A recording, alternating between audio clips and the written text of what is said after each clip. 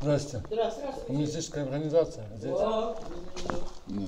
Это вы мне звонили? Я вот, наверное, да. Откуда вас вычислили в Москве? Ну вот. Миртесев, да? Да, господи.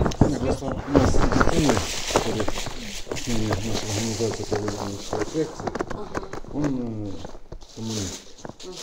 Вот, он как-то связан с вашими, он просто не знал, как передать. Послать же сейчас тяжело. Вот он просил вот эти книги, это и он автор, один из авторов, Владимир Акимович Ацековский. Вот, автор этих книг, и у него еще научных трудов много. Он там академик почетный многих технических вузов. Просил передать эти книги в Симферополь. Симферополь Да, даже? да. Так что нам туда, или вы нам все здесь оставляете? Я вам их оставлю. Вот смотрите, вот эти, наверное, две вы можете оставить себе. Хорошо, хорошо. А вот это вот, пожалуйста, если... Это Вы же все равно передаете туда документы, правильно, какие-то? Да, да, да.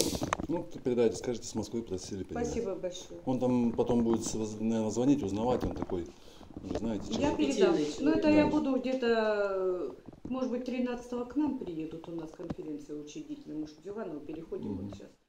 Тогда я передам. Передам. Все, спасибо большое. А вы кто? А? А я Сафронов Юрий. Вы здесь живете? Да, я Ленинский. Да.